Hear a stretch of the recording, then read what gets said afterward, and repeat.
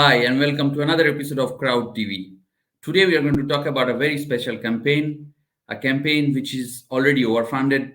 And we are going to talk to the founder, David, about the campaign. We'll try to understand what are the success, what is the success, why is this campaign so successful, and get some other secrets out of David. So please allow me to join David. Hi, David. Hi there. How are you? I'm good. How are you doing today? Good, thank you. I'm here in Basel, Switzerland, um, and we're doing okay with the weather. It has been so throughout the entire summer. Other than that, Yes, yes, yes. Thank you very much for joining the show. And I would at the beginning, I would just like to ask, like, try to inform our audience about the campaign, about the platform actually in general. Also, it's very important, and why the kind of campaign that you have chosen. So the three questions clubbed together. Why did you choose equity crowdfunding as a means of raising funds? Why the Seeders platform? And if you can just tell us about what is a convertible type of investment. absolutely. So we have done a 1 million pre-seed round last year with business angels here in Switzerland through two of the main Hmm. angel networks Okay. that exist Hmm. here, and um, we then plan to do a convertible this summer as a Hmm. preparation for our next round that should happen early next year. Um, and so the mechanism, maybe with the convertible, it's quite simple.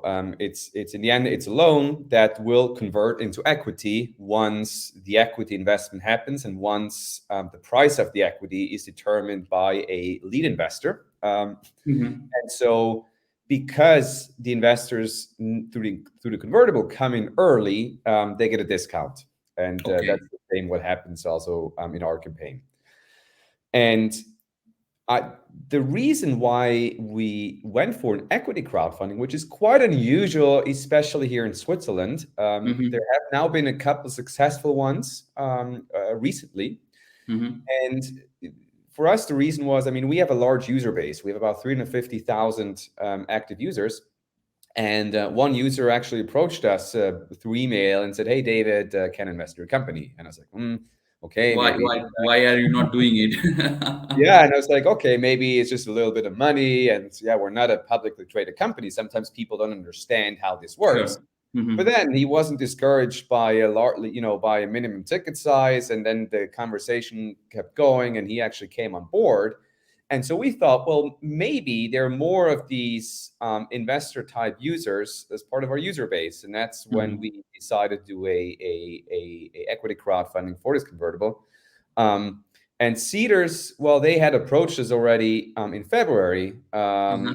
and we had been in touch with them over a couple of months, building the relationship, getting comfortable with it.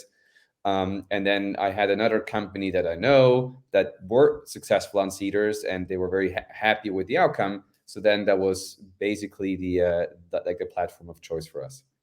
So to all the startups or all the people hearing in our channel right now and trying to understand if they should go for the equity crowdfunding route or not. So this is a very clear answer from David, and I think it's very important that you, like, in equity crowdfunding, you actually get the opportunity to involve your own users. And for an app, for a startup like yours, where you already have a huge quantity of people already using it, like the number of active database, so it makes sense to involve them and try and give them an opportunity. If they're happy with your product, why not also invest in the future of the company? And also, one point I would like to talk about, say inform about Cedars, is that in Cedars platform, it's very easy to start to actually to invest. So you can start to invest from as low as £10. So so I think it's very important, and I got your point why you chose Cedars and why equity crowdfunding. Thank you very much. So Yeah, I'll no, come of to the course. next question. It is about, obviously, I would like to understand the idea about where your ideas came from about startup, where you thinking about making. Because why I am asking, it's very important, because for an app which has a huge growth potential, why is that half of the world, more than half the world right now, uses a smartphone? So as long as people uses a smartphone, they would need they would need an app to type it into. So was the prospect of growth that draw you in, or you are already involved in developing the ideas about what were you thinking about before launching Typewise? Yeah, so the backstory is that my co-founder, Janice, he basically approached Yes. me with the idea, and Hmm. we are, friends since a long time, and we had worked together previously, building a marketing agency, and Hmm. which was also profitable, and then we could use actually those profits to start the idea around Typewise, then, Hmm. and also what started as as an app and like as a keyboard app Hmm. for faster, more accurate typing, has evolved into much a bigger AI technology that is not just limited to keyboards on Yes. smartphones, but you can also use it in desktop computers. The idea is also to license technology, so it's not limited to our own app, but in the end, it's like a platform that you can build a lot of products on. And so why I was drawn into, yes, I mean, I think it was two things. One, on the one hand, the way like Janice explained it to me was like, hey, David, um, everything about the smartphone is new. It has been around for, well, now it's about 12 years or so. Yeah. Um, uh, no, roughly, 12 Yeah, years. 12, 15 years. Yes. Yeah. Hmm. And we have very fast CPUs. We have these cool touch screens, everything. It's very new technology. But then the keyboard that we use about 80 times per day, it's the most used, let's say, app, if you will, on the phone. It's Yes. still the same as it was 150 years ago when it was built for typewriters. And so that discrepancy between we're using something that was not built for touch screens, for small Hmm. devices, for two-thumb typing, we're still using it. And on the other hand, as you were saying, there's about 5 or 6 billion smartphones in Yeah. circulation. So if Hmm. you do solve that, let's say, problem, or if you make a big enough improvement to it, potentially you have a huge customer base. So it's a quite an interesting thing to be working on. Prospect. See, yeah, I get. I mean, I am sure that you guys got it absolutely correct when you decided on this platform, because obviously a lot of us, we are using everything every day. Every day. I mean, this is the kind of thing that we use every day. I mean, people eat, can have different kinds of lifestyle, but people still do use, even to call someone, you would use a type, yeah, use a type. I mean, you have to type it into your phone. So Absolutely. no one ever thought about it, and you guys thought about it. So I will give you compliments for that thing, and it's really cool to understand the concept of this. What makes me very interesting when I was reading your about the Typewise and the materials and everything, that I found out that there is a lot of the privacy element of this app, because there is a lot of things that is going around about privacy.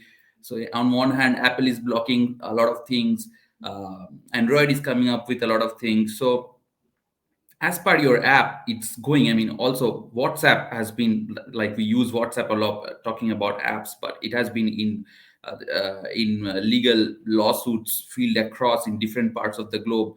So what was my point of viewing is that, okay, I can use this also. It's absolutely private. I mean, it does not, I don't have to change my privacy settings or anything. I don't have to worry about that someone is reading into my notes, or my data, like the governments worry about right now, that the data which is used in one country is shifted into another country. So can you tell us about this aspect about Typewise?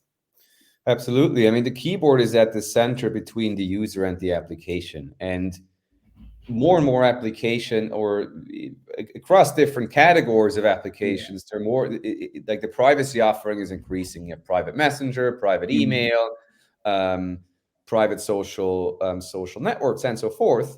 But then if the keyboard that you're basically channeling all the information into Mhm. those apps, transmits data to the Yeah, cloud. And exactly. typical keyboards do that, right? If you look at a Yeah, Gboard, at a Microsoft Swift key, they train their AI algorithms with user data. And of course, they have found ways to kind of obfuscate that data and make sure that it's secure. I mean, they're also working towards the absolutely. direction, but still, there have been scandals. SwiftKey, for example, they started showing email addresses of other people in the prediction bar. Yeah, And that was absolutely. not intentional, of course, Hmm. but Hmm. also unintentional things may happen. Yeah. Um, and I mean, there are even worse keyboards like TouchPal, Cheetah, and so forth. Chinese companies, they then got banned from Google Play because they actually sold user data to advertising companies. And Yeah. so we believe that the keyboard should not transmit anything on its own. Hence, our AI technology is built to be able to run on device exclusively. And we have found proprietary ways to develop the language models to get the data required to build those AI models.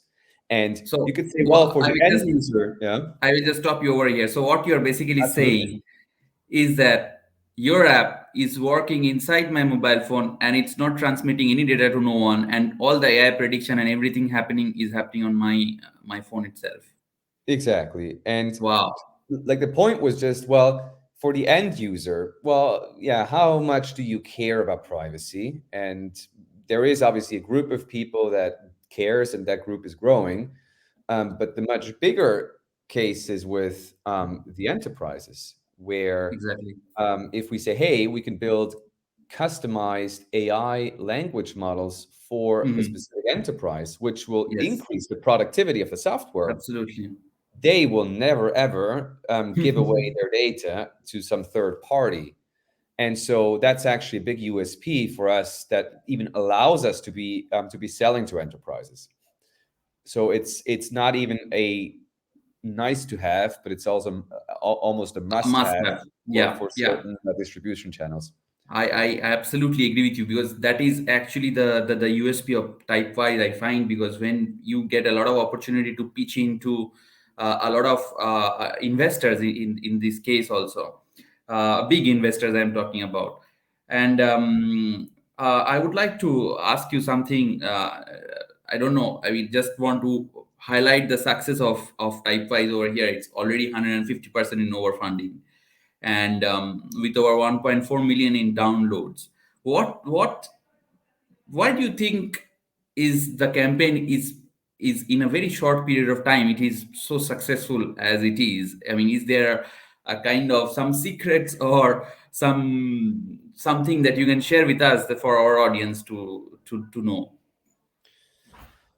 Well, I think there are not many secrets. I think it's obviously about activating your user base. And for that, you obviously have a bit of time before you launch the campaign to get people pre-registered, so Hmm. to Hmm. speak, so that Hmm. on the first day, you already have some people that will come into the campaign right away. Absolutely. I think that's always the hard part, how to get it started. And so Hmm. for us, that was the mechanism of making like announcing the campaign early on through the user base. And I think that's probably the biggest part of the success. And then you have then the platform where people don't know about your company yet, or most people won't know. Absolutely. And then Yeah. they see, they're already, 100, 150 investors. So that must be a cool company. And they start checking it out. And then that's the second part. You need obviously everything in order. You need your pitch, your video. I think that needs to be absolutely professional. It needs to be well thought through.